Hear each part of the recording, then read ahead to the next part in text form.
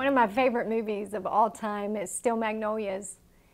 And my favorite scene is that moment in the cemetery when Sally Fields is there and she's just so angry at this loss of her daughter who's just gone too soon, and she's surrounded by her friends, and she looks at them and she says, "I just want to hit something, and I want to hit it hard."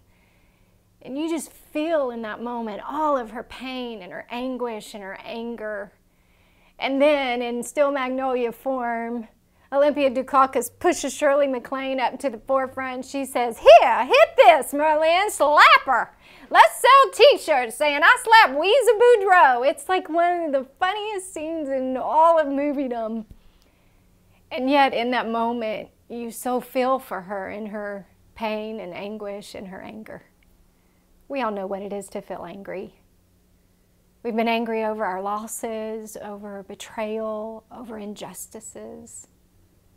But what happens when we go from a place of anger to an angry heart? Well, we've believed a lie about God. And the lie of the angry heart is that God isn't just. If God were just, I wouldn't hurt this way. Or if God were just, then people wouldn't suffer. If God were just, life wouldn't happen the way it does.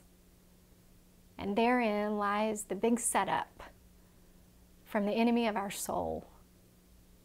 But the lie of the angry heart is very similar to the lie of the disappointed heart. We start with the wrong premise.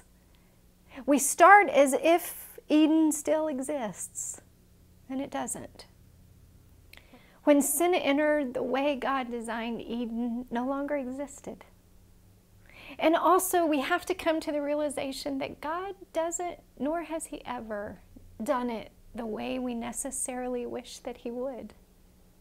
His thoughts aren't our thoughts. His ways aren't our ways. They're past finding out. So how do you reclaim the angry heart? Well, you learn that sometimes it's just okay to be angry. But anger really is okay. It's a natural part of grief. It's a natural part of injustices. But we can't stay there. At some point, as Paul writes, we have to put it away. It's kind of your mama's Get Happy and Get Happy Now program that you grew up with. It's time to put the anger away. God is just.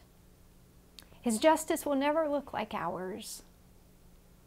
But at the end of the day, God will have the final say over your story and over my story. And that in and of itself is enough reason to not ever allow anger to rob me or you of one more day.